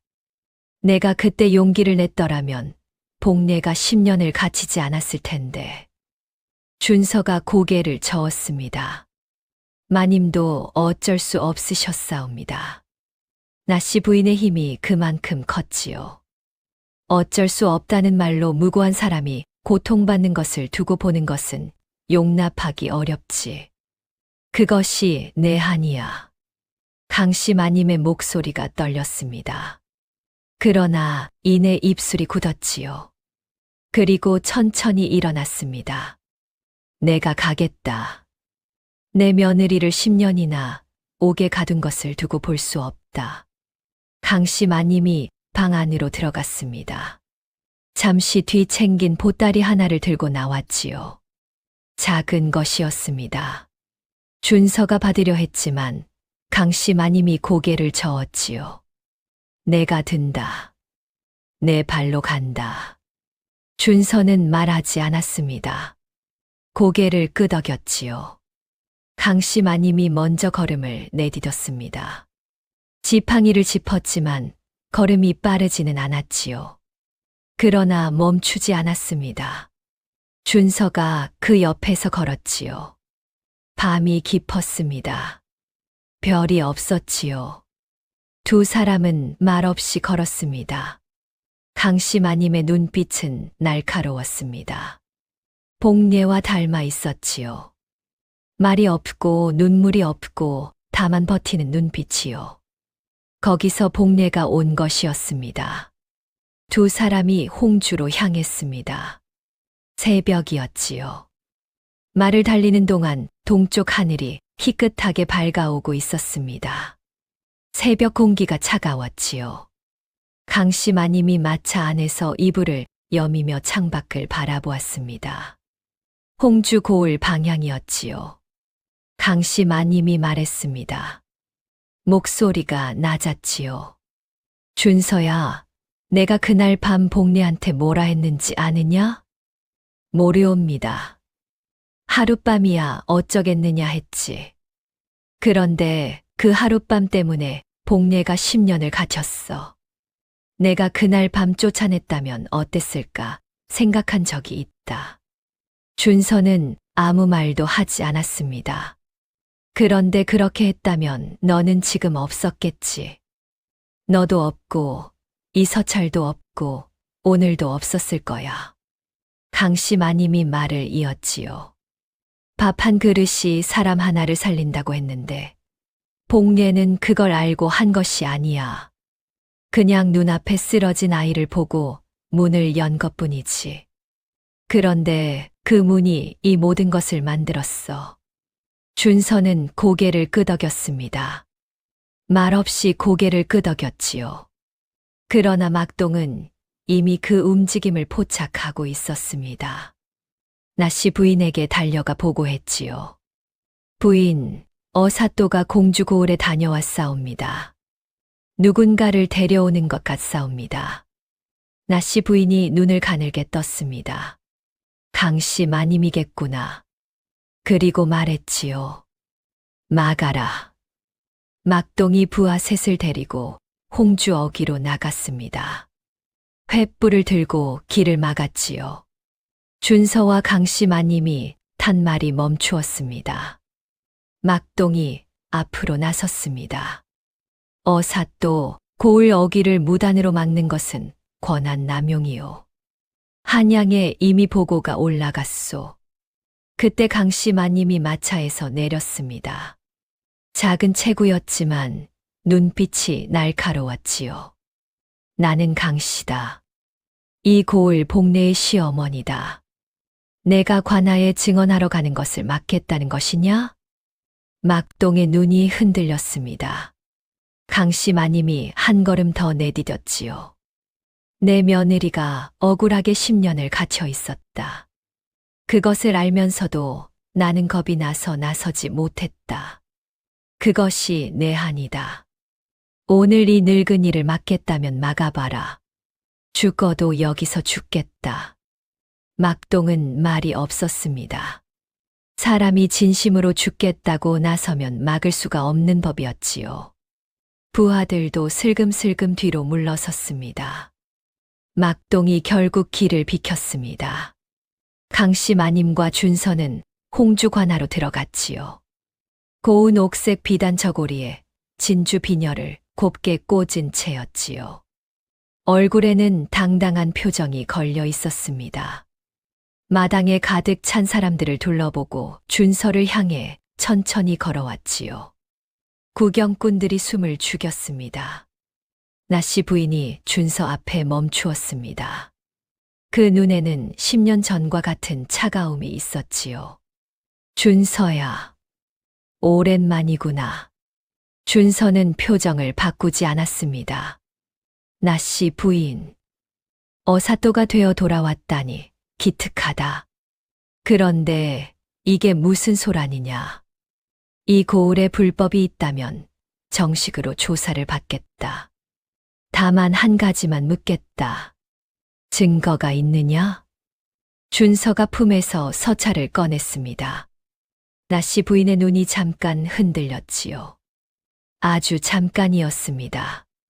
10년 전 아버지께서 남기신 서찰이요. 재산 소유권과 함께 나씨 부인이 독초로 아버지를 병들게 했다는 사실이 친필로 적혀 있소. 나씨 부인이 천천히 손을 내밀었습니다. 그것을 보여다오. 진위를 확인해야 하지 않겠느냐. 관아 신문 자리에서 공개하겠소. 나씨 부인의 눈꼬리가 내려앉았습니다. 미소가 사라졌지요. 그러나 금세 다시 올라왔습니다. 나씨 부인도 10년을 준비한 것이었습니다. 날이 밝자마자 준서는 관아 마당에 신문 자리를 열었습니다. 고을 사람들이 몰려왔지요. 나씨 부인과 어사또가 맞붙는다는 소문이 빠르게 퍼진 것이었습니다. 마당이 가득 찼지요. 나씨 부인이 나왔습니다. 이번에도 단정하게 차려입었지만 눈빛에 어제보다 날이 서 있었습니다. 강씨 마님이 홍주에 나타났다는 것을 막동에게서 들었기 때문이었지요. 준서가 자리에 앉았습니다. 나씨 부인, 이 자리에서 세 가지를 묻겠소. 첫째, 윤대감 임종 당시 어디 있었소? 침실에서 대감 곁을 지켰소. 둘째, 보약을 다리는 일을 직접 하였소. 그렇소. 정성껏 지어 올렸소. 나씨 부인의 목소리는 흔들리지 않았습니다. 담담하기까지 했지요. 그 담담함이 오히려 마당에 서 있는 사람들을 불안하게 만들었습니다. 셋째, 이 서찰을 본 적 있소. 준서가 아버지의 서찰을 높이 들었습니다. 나씨 부인의 눈이 잠깐 흔들렸지요. 처음 보는 것이요. 준서가 고개를 끄덕였습니다. 그렇다면 증인을 부르겠소. 강씨 마님이 마당으로 나왔습니다. 지팡이를 짚고 걸음이 느렸지만 등은 꼿꼿했지요. 나씨 부인의 얼굴이 굳었습니다. 강씨 마님이 천천히 입을 열었습니다. 나씨 부인이 들어온 뒤 윤대감 댁 하인들이 모두 바뀌었소. 대대로 있던 하인들이 하나씩 쫓겨났지요. 그리고 대감의 안색이 날이 갈수록 나빠졌소. 보약을 드신다는데 기운이 빠지시는 것이 이상하다 생각했지만 감히 말하지 못했지요. 구경꾼들이 술렁였습니다. 그리고 한 가지 더 말하겠소. 그날 밤 복례가 아이를 숨겨준 것 내가 알고 있었소. 복례가 내게 말했지요. 나는 하룻밤이야 어쩌겠느냐 했소. 빗속에 쓰러진 아이에게 밥 한 그릇 내민 것이 죄가 된다면 이 세상에 선한 일을 하는 사람이 어디 있겠소. 마당이 조용해졌습니다. 나씨 부인이 말했습니다. 이 증언은 믿을 수 없소. 복례의 시어머니 아니오. 며느리 편을 들 것이 뻔하지. 마당이 다시 술렁였습니다. 나씨 부인의 말도 일리가 없지는 않았지요. 구경꾼들의 시선이 흔들렸습니다. 준서는 그것을 보았습니다. 나씨 부인은 사람 마음을 읽는데 능했지요. 10년을 그렇게 살아온 사람이었으니까요. 그러나 준서는 흔들리지 않았습니다. 나씨 부인이 다시 입을 열었습니다. 서찰에 독초 이야기가 적혀 있다 해도 그 독초가 무엇인지 어떻게 증명할 것이오? 노인이 병들면 기운이 빠지는 것은 당연한 일이오. 보약을 드시다 돌아가셨다는 것만으로 나를 범인으로 몰 수 있소. 마당이 다시 술렁였습니다. 나씨 부인의 목소리는 침착했지요. 독초를 썼다는 증거가 없소. 보약을 다려드린 것은 정성이었소. 그 정성이 왜 죄가 된다는 것이오? 구경꾼들 사이에서 수군거림이 일었습니다. 서찰에 적힌 것은 윤대감의 주장이었습니다. 독초를 썼다는 물증이 없으면 서찰만으로는 약하다는 것을 나씨 부인도 알고 있었지요. 준서는 천천히 입을 열었습니다. 독초의 이름은 여로이옵니다. 나씨 부인의 눈이 잠깐 굳었습니다. 순간이었지요. 그러나 준서는 그것을 놓치지 않았습니다. 여로는 적은 양을 오래 쓰면 기운을 빼앗습니다. 냄새도 없고 맛도 없어서 다른 약재에 섞어도 알아채기 어렵지요. 그리고 오래 드신 분의 몸에는 흔적이 남습니다. 손톱 아래가 푸르스름해지고 혀에 반점이 생기지요. 마당이 조용해졌습니다. 아버지 임종 당시 그 자리에 있던 의원을 이 자리에 부르겠소. 준서가 눈짓하자 포졸 하나가 달려나갔습니다. 잠시 후 나이 든 의원 하나가 마당으로 들어왔지요. 나씨 부인이 그를 보는 순간 입술이 굳었습니다.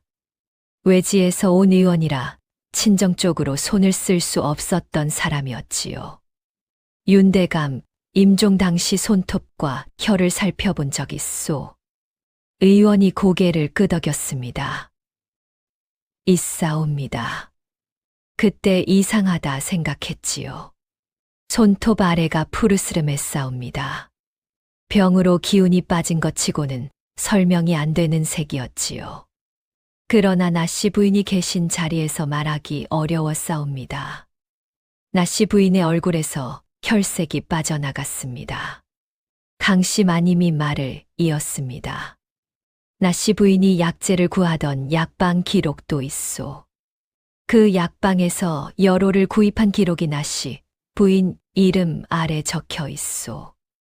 그 기록은 위조일 수 있소. 약방 주인을 이 자리에 부르겠소. 준서가 다시 눈짓했습니다. 나씨 부인의 눈동자가 흔들렸습니다. 처음으로 흔들렸지요. 준서가 서찰을 펼쳐 큰 소리로 읽었습니다. 윤대감의 글씨로 쓰인 것이었지요. 나씨 부인이 독초를 써서 자신을 병들게 했다는 것, 재산 일체를 아들 준서에게 물려준다는 것이 담겨 있었습니다. 그리고 마지막 한 줄이었지요. 준서야, 반드시 살아서 이 서찰을 세상에 내보여라. 아비의 마지막 부탁이다. 읽는 내내 마당이 고요했습니다. 기침 소리 하나 없었지요. 구경꾼들도 숨을 죽이고 들었습니다. 누군가의 눈에서 눈물이 흘렀지요. 다 읽고 나서 준서가 잠시 멈추었습니다. 마당이 고요했지요. 그 침묵 속에 아버지의 목소리가 떠도는 것 같았습니다. 힘없고 떨리는 목소리로 적은 글이었지요. 준서가 말했습니다. 이 서찰의 필체가 윤대감의 것인지 확인할 분이 있소. 미리 부탁해둔 서당 훈장 노인 둘이 앞으로 나왔습니다. 서찰을 살펴보고 고개를 끄덕였지요. 분명 윤대감의 필체요. 틀림없소. 나씨 부인의 얼굴이 차갑게 굳었습니다. 눈동자가 빠르게 움직였지요. 탈출구를 찾는 것이었습니다. 그러나 없었습니다. 사또가 나씨 부인 쪽을 향해 있던 눈빛을 거두었습니다. 준서를 바라보더니 고개를 숙였지요. 사또, 제가 나씨 부인에게 속았사옵니다. 처음부터 바로잡았어야 했는데 늦었사옵니다. 나씨 부인은 이제 정말 혼자였습니다. 막동이 슬금슬금 물러서기 시작했습니다. 준서가 말했지요. 막동, 그 자리에 서라. 막동이 멈추었습니다. 막동은 10년 전 복례를 허위로 고발하는데 가담했소. 즉각 포박하라. 포졸들이 달려들었습니다. 막동이 버둥거렸지만 소용없었지요. 양팔이 묶였습니다. 그 순간이었습니다. 막동이 소리쳤지요. 모두 나씨 부인의 명이었사옵니다. 저는 시키는 대로 했을 뿐이옵니다. 복례를 고발하라 한 것도, 위조 문서를 만들라 한 것도 모두 부인이옵니다. 나씨 부인의 얼굴이 그 순간 무너졌습니다. 10년을 함께한 신복이었는데 자신이 무너지는 순간 등을 돌린 것이었지요. 나씨 부인이 막동을 바라보았습니다. 막동은 눈을 피했지요. 나씨 부인의 입술이 파르르 떨렸습니다. 배신이었지요. 그러나 따지고 보면 막동 혼자 죄를 뒤집었을 이유가 없었습니다. 자신이 무너지는 판에 신복이 살아남으려 한 것이었지요. 구경꾼들 사이에서 탄식이 터져 나왔습니다. 나씨 부인이 소리쳤습니다. 이것이 무슨 짓이오? 서찰 하나로 나를 몰아가려는 것이오. 준서가 천천히 자리에서 일어났습니다. 나씨 부인 앞으로 걸어갔지요. 그리고 조용히 말했습니다. 나씨 부인, 아버지는 알고 있었소. 독초가 들어간 것을요. 그러면서도 아무 말 하지 않은 것은 아들이 증거를 손에 넣을 시간을 벌기 위해서였소. 그것이 아버지가 할 수 있는 마지막이었소. 나씨 부인의 눈빛이 처음으로 흔들렸습니다.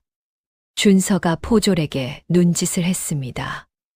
나씨 부인과 막동은 그날로 포박되어 한양으로 압송되었습니다. 나씨 부인이 수레에 실려 홍주를 떠나는 날이었지요. 고을 사람들이 길 양쪽에 서서 바라보았습니다. 아무도 말을 하지 않았지요. 그냥 바라보았습니다. 10년 동안 그 앞에서 고개를 숙이며 살아온 사람들이었지요. 이제는 고개를 들고 바라볼 수 있었습니다. 나씨 부인은 창밖을 보지 않았습니다. 눈을 감고 있었지요. 한양 의금부에서 신문이 이어졌습니다. 독초 사용, 재산 횡령, 허위 고발 가담, 위조 문서 작성, 죄목이 하나씩 밝혀졌지요. 나 씨 부인은 끝까지 부인했습니다. 그러나 막동의 증언, 윤대감의 서찰, 강씨 마님의 증언이 모두 일치했지요. 판결은 엄중했습니다. 전 재산을 몰수당하고 변방으로 유배를 떠났지요. 막동은 장 50대와 함께 고을 부역을 살았습니다. 홍주고을의 소식이 전해졌을 때 장터 사람들이 환호했습니다. 드디어 됐다. 하늘이 눈이 있구먼. 고을 사람들은 오랜만에 활기를 되찾았지요. 부당하게 뜯겼던 세금이 돌아왔고 빼앗겼던 논밭 경계가 원래대로 회복되었습니다. 나 씨 부인은 한양으로 압송되는 내내 한마디도 하지 않았습니다. 수레 안에서 홍주고을을 빠져나가며 창밖을 바라보았지요. 10년간 자신이 주물러온 고을이었습니다. 그러나 이제는 돌아올 수 없는 곳이었지요. 홍주고을 사람들은 그 수레가 지나가는 것을 지켜보았습니다. 아무도 말을 하지 않았지요. 그냥 바라보았습니다. 그것으로 충분했지요. 10년 동안 나 씨 부인 아래숨을 죽이고 살아온 사람들이었습니다. 부당하게 뜯겼던 세금이 돌아왔고 빼앗겼던 논밭 경계가 원래대로 회복되었지요. 나 씨 부인 친정 쪽에서 나온 자들도 하나둘 홍주를 떠났습니다. 장터에서 늙은 농부가 복례를 만나자 손을 잡았습니다. 당신이 버텨주지 않았다면 오늘도 없었을 것이요. 복례가 고개를 저었습니다. 어사또가 잘하신 것이요. 복례는 그냥 눈을 내리깔았습니다. 그리고 조용히 걸음을 옮겼지요. 마당에 서서 햇살을 받았습니다. 눈을 가늘게 떴지요. 10년 만에 이렇게 환한 햇빛 아래 서 있는 것이었습니다. 옥 안에서도 햇빛은 가끔 들어왔지만 이런 햇빛은 아니었지요. 막힌 것 하나 없이 쏟아지는 햇빛이었습니다. 복례는 한동안 그냥 서 있었습니다. 하늘을 올려다보았지요. 파란 하늘이었습니다. 구름 한 점 없었지요. 강씨 마님이 달려와 복례의 손을 잡았습니다. 강씨 마님의 눈에서 처음으로 눈물이 났습니다. 미안하다. 내가 겁이 나서 나서지 못했다. 오래 기다리게 했구나. 복례가 고개를 저었습니다. 어머니도 어쩔 수 없었사옵니다. 그것뿐이었습니다. 더 말하지 않았지요. 그것으로 충분했습니다. 준서가 복례 앞에 무릎을 꿇었습니다. 마당 한가운데서요. 어사또 관복을 입은 채로였지요. 구경꾼들이 술렁였습니다.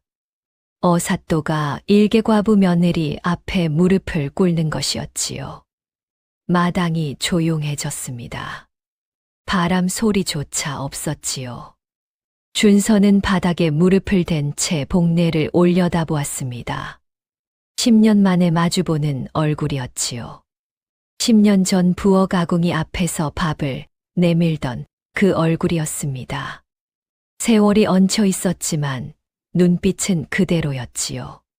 준서는 그것을 개의치 않았습니다. 복례 어머니, 서찰을 지켜주셨습니다. 그것이 없었다면 오늘도 없었을 것이옵니다. 복례가 준서를 바라보았습니다. 그 눈빛이 10년 전과 같았지요.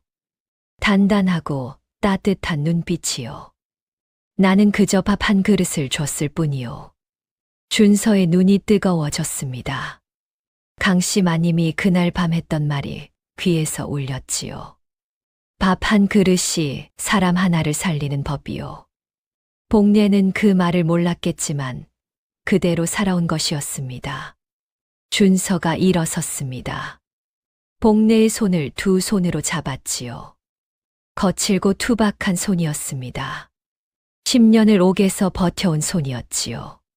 준서는 그 손을 꽉 쥐었습니다. 아무 말도 하지 않았지요. 이 손이 10년 동안 서찰을 품고 버텨준 것이었으니까요.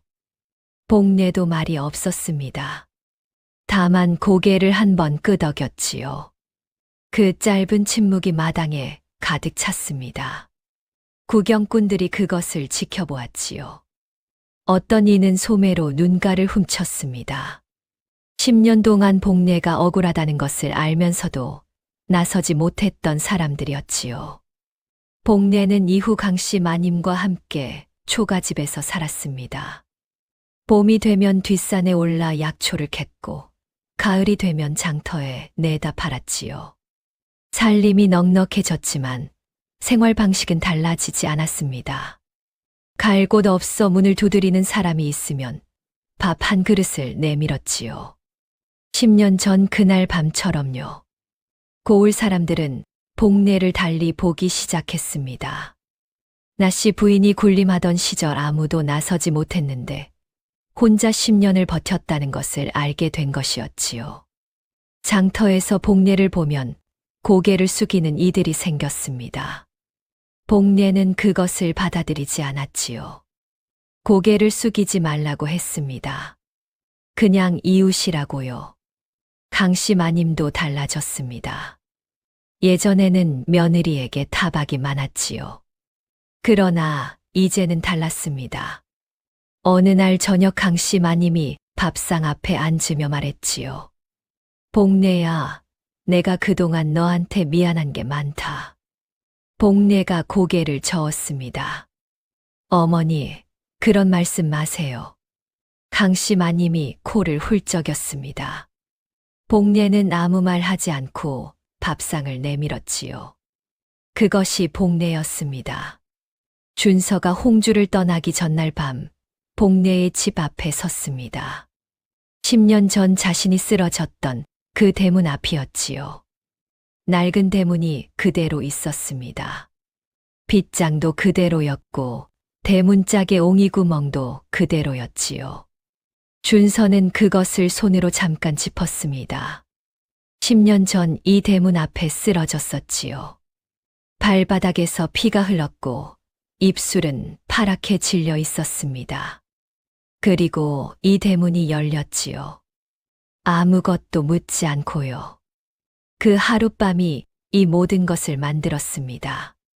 복례가 안에서 문을 열었습니다. 조용히 준서를 바라보았지요. 준서가 말했습니다. 윤대감 댁 기와집이 비어 있사옵니다. 복례 어머니와 강씨 마님이 거기서 지내셔도 되겠사옵니다. 복례가 고개를 저었습니다.